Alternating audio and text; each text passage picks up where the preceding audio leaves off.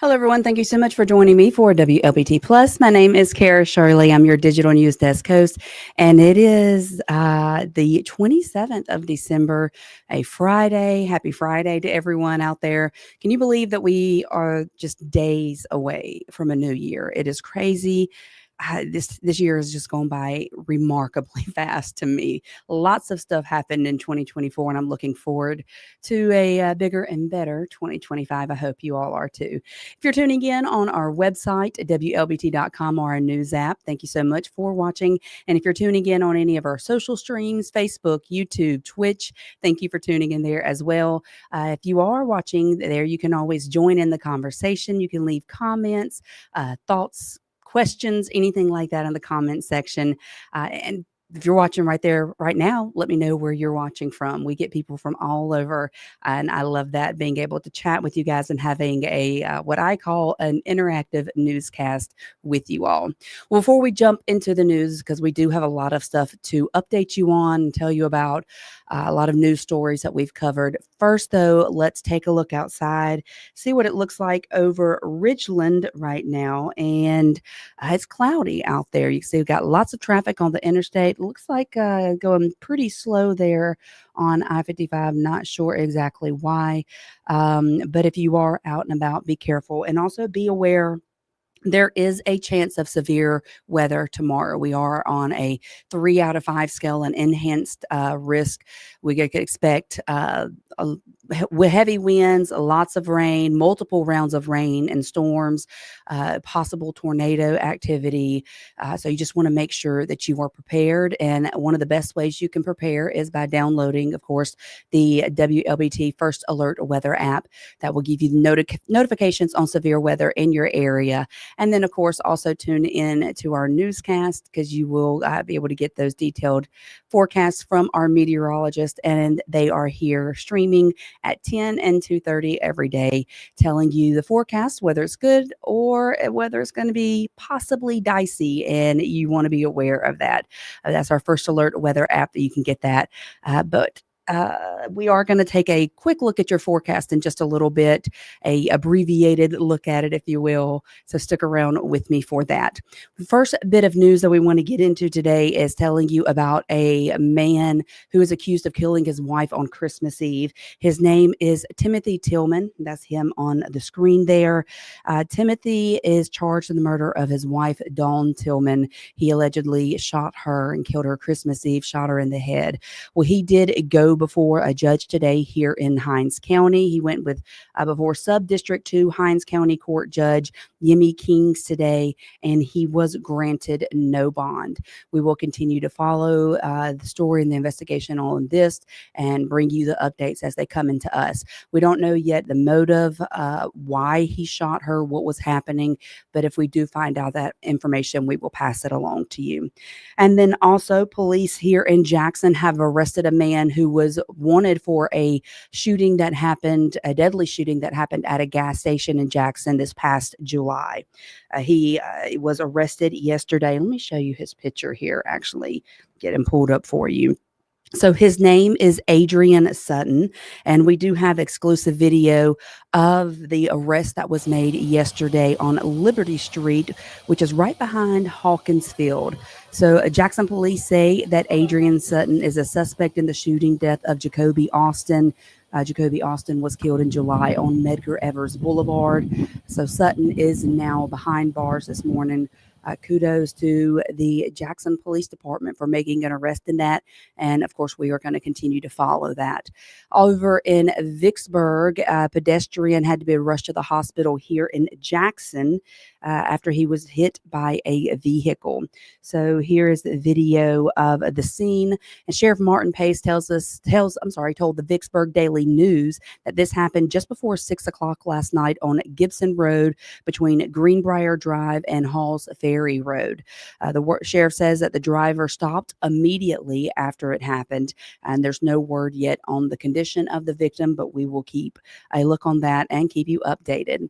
And a man in North Mississippi has been arrested. Authorities say he was in the U.S. illegally, and he was busted with more than $1 million worth of drugs. So the man, let me get this pulled up. Sorry about that. So here's a video of the drugs that was confiscated from this man. So Pontotoc Sheriff deputies say that they stopped Almas Bekzanov. I'm probably saying that wrong. He was stopped on I-22 for traffic violations. So inside of his vehicle, they found marijuana and other drugs. He is from Kazakhstan. He's being charged with trafficking a controlled substance, and Immigration and Customs Enforcement have been notified of his arrest and him being here in the States. And we move over to Lauderdale County. We told you yesterday about an incredibly sad situation that happened on Christmas Eve where a 15-year-old who was literally one day away from turning 16, his birthday was on Christmas Day, was shot and killed along with two other people at his residence. Well, the murder suspect in Lauderdale County he has been arrested, and he is now facing some additional charges. The sheriff said that 50-year-old Joseph Spinks is being charged with 2 counts of attempted murder in addition to the other count of murder. He is, of course, accused of killing Trevion Young on Christmas Eve, the day before his 16th birthday. He's also accused of shooting 2 other people who were last reported to be in critical condition here at the hospital in Jackson. Actually, I believe it's been reported that one of those people have now passed away. Sheriff says deputies have one other person of interest who may be involved in the shooting, and we will keep you updated on that.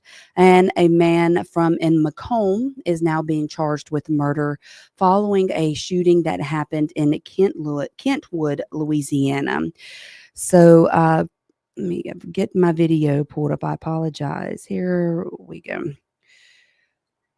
So police responded to a convenience store. It's a convenience store here on your screen. It's in Kentwood, and they found Deshaun Roberts there with a gunshot wound. They say he had been arguing with DeMarcus Blunt inside the store before they went outside and they took out their guns. He was arrested after a traffic stop. Roberts was taken to the hospital where he did later die. He was also from Pike County. So the mayor of Kentwood does say that it's not unusual to have visitors from Mississippi in their town. We're so close right here at the Mississippi State line. We're so close right here at the Mississippi State line, and lots and lots of people come into Louisiana from Mississippi. So they're our neighbors. So we can't keep them out. They come in. It's unfortunate that it happened. No, we're not happy that it happened. So the owner of the convenience store did decline to comment in the shooting. And our thoughts and our prayers do go out to the Roberts family, the man who lost his life in that shooting. Now, if we look here back in Mississippi, a lot of people have been talking about voting rights for those that have been convicted of a felon. Well, in the wake of President Biden's wave of clemencies, we're taking a fresh look at efforts in Mississippi to restore those voting rights for some convicted felons. So, at the state capitol, the House passed legislation earlier this year that would have restored voting rights to thousands of people, would have applied to offenders who have been out of jail for at least 5 years. Not everyone would be eligible for this. The bill did not make it through to the state Senate, and the House Speaker and some representatives say they will be pushing forward again in the new year.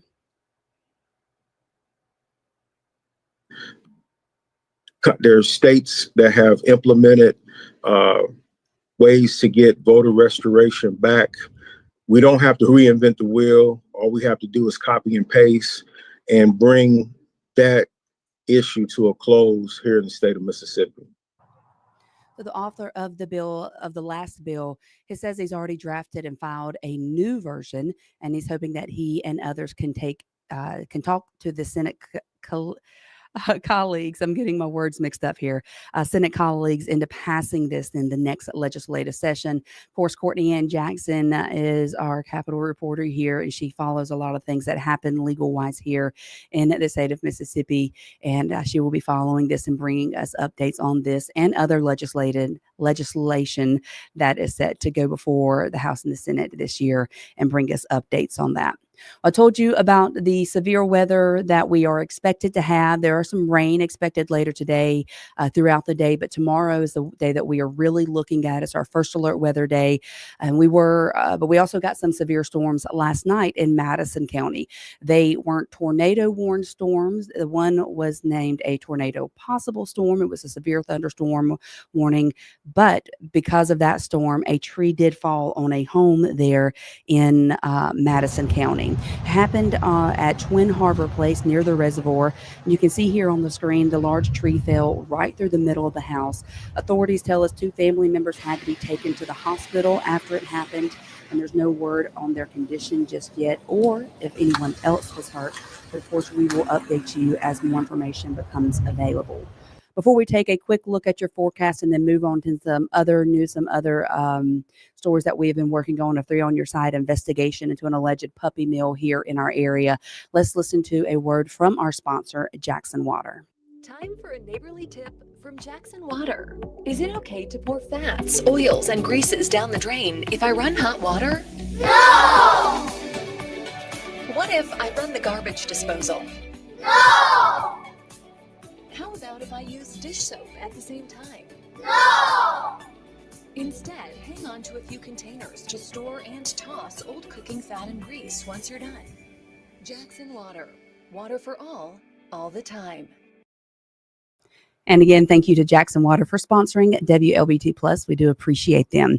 Let's look real quick at our forecast before we move on with more news stories and updates for you. And if we look at our weather, our temperatures right now, you can see we are about 10 degrees cooler than we were at this time yesterday. We're sitting 68 here in Jackson, 70 in Hazelhurst, 72 up in Lexington. And that is because of the cloud cover and the inclement weather that we are expecting to move in through our area.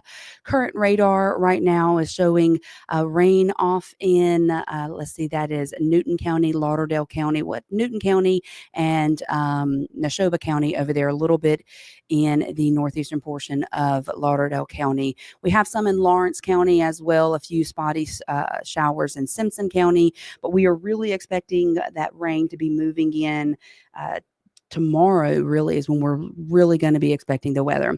So if we look over the next 12 hours of our forecast here, we are going to drop down into the mid 60s. We will have a 20% chance of rain overnight, but it is going to be later in the day tomorrow that we are really expecting those severe storms to move in. As a matter of fact, if we look at the next 7-day forecast, you can see today we have that 30% chance of rain, but tomorrow on Saturday is when we have that 90% chance. And then it goes on. We're going to get some cooler weather next year just in time for the new year. I said next year, and that would be correct, but I meant next week. But we are really eyeballing tomorrow. I want to make sure to remind all of you to download the First Alert Weather app so that you can stay updated on the forecast as that weather rolls through. If we do get any severe storm warnings, if we get any tornado warnings or watches, you want to make sure that you are aware of those. So download the First Alert Weather app so our meteorologists here on our First Alert Weather team can keep you updated of all of the weather and possible severe weather as it moves through. Well, now we are going to talk about a alleged puppy mill that has been exposed here in our area thanks to a Facebook group. So, Three on Your Side's Lillian Cloyd has been investigating these claims, and she has some details on what she has learned. So let's listen and hear from Lillian. When Amber Norsworthy purchased a puppy from a woman she thought was a reputable breeder, she never imagined what would happen next. She does have a puppy that was available. It was a male, and he was ready to go. He was 12 weeks old. He is healthy, and he's just good to go. The Norsworthy family quickly learned their new puppy, Toby, was in fact not healthy or good to go. By 1:30, he had diarrhea, major bloody stools. So I took him to the first vet, and they knew who she was. They're like, "Oh, is she in a van?" And I was like, "Yes, sir." "Okay, yeah, well, we've heard of her." I said, "Is this dog almost 12 weeks old?" And he looked at his mouth. He was like, "No." Norsworthy says her vet told her Toby was actually somewhere between 4 to 6 weeks old, his puppy teeth barely breaking the surface. After spending the night with one very sick puppy, Norsworthy took to social media to request prayers for their newest family member. That's when she started to hear about other people who over the past several years had also bought sick puppies from the same woman, Vicki Davis, or one of her alleged aliases. And I'm talking about within an hour, I was getting so many messages and comments. "I bought from her too. The same thing happened to me too." A Facebook page called Victims of Vicki Davis was created and became the platform for people to share their experiences with Davis. Norsworthy was added to this page and to her astonishment learned this didn't just start with her. From there, she made a TikTok about her experience that has now reached over 1 million views. I think I'm one of the lucky ones because most of their dogs didn't make it past 3-4 days and they would pass away. The alleged experiences shared on Facebook page vary from person to person, but most of them have similarities, such as being told it's a healthy puppy and that it's old enough to leave its mom. But the puppy ends up ill, not old enough to live without its mom, and not the breed they were promised. Heather Bozon, who is also a member of the Facebook group, purchased her dog from Davis in 2016. She was told she was purchasing a healthy, full-bred Yorkie. She was horrible looking. It just didn't even really look like it looked like a mix of a Yorkie and something else. Hair fuzzy, her eyes droopy. She was sad. But I went ahead with the purchase because it just broke my heart. I didn't want to let her leave with the puppy. We tried contacting Vicki Davis about these allegations through multiple phone numbers given to us by people who bought dogs from her, but none of our calls or text messages were ever answered. We also reached out to Madison Police, who said there's an investigation, but no comment has been made. We also spoke with Doll Stanley with In Defense with Animals about how you can make sure you're getting a dog from a reputable breeder. She explains what a puppy mill might look like.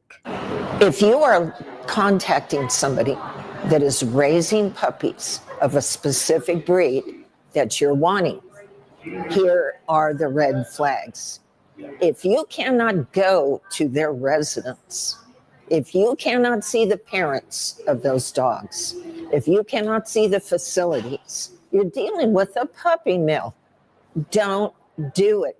Reporting in Jackson, Lillian Cloyd, 3 on Your Side. Swords attorneys, I'm like, Now, thankful for the family of Toby. He is doing much better.